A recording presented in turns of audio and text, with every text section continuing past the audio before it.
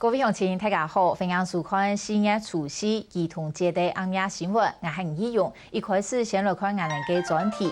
诸多少子化团乡下人口外移的双重影响，台湾轨道个草地个配角的小学，也多年来学生的越来越少哦。故说连沙本县市政府讲，爱统合教育资源，唔系变哪批的学校，如系脱体费系的哟。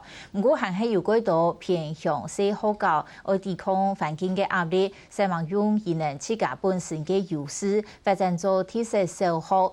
希望在现实同教育理想当中取得成绩。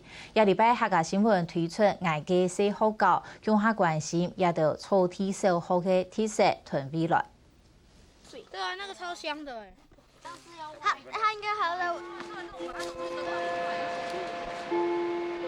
下课中上乡的，也着声音的无小无力的地结构，也是同新北市沙田山区一间抢36所学生的配角特色学校运回贵校。哎，那个有水，小心一点哦。不要放整齐，对啊，还跟着有一个。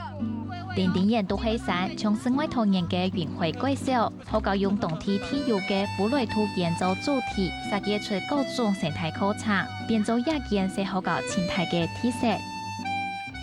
我想要学习杜鹃花的毅力啊，就是它熬过寒冷的严冬，然后在成年时绽放。虽然人有点少，但是这里的一切都是很好啊，都是比别的学校都还要好啊。制作的时间到位，无论是土生女还是土生外，都做得看到声音的快乐示范的身影。不过，按有特色的配角学校，上一位学生的人数含到53人，还有可能会读到学校必提的命运。尽管它很小，可是它的环境资源、它的特色发展是很丰富的。所以，台湾的教育是不是有一些空间？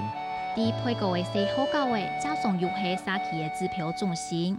新北市教育局名认图，非体学校就是非体总体的观点，还表示要留小学校无嘛该切对的标准。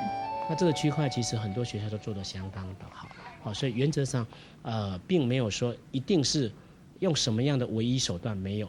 只有教育部统计，台湾50岁以下的小学就有207间，新北市就降每12间。市政府一年为时减每2亿元来维持21间小学校的运作。唔但将新北市运回贵校上网上的转型，全台湾的配角小学校必须争取沙期生的族群特殊的权益，同上述学校当有的历史文化，加到未强用东上网地的上的改变。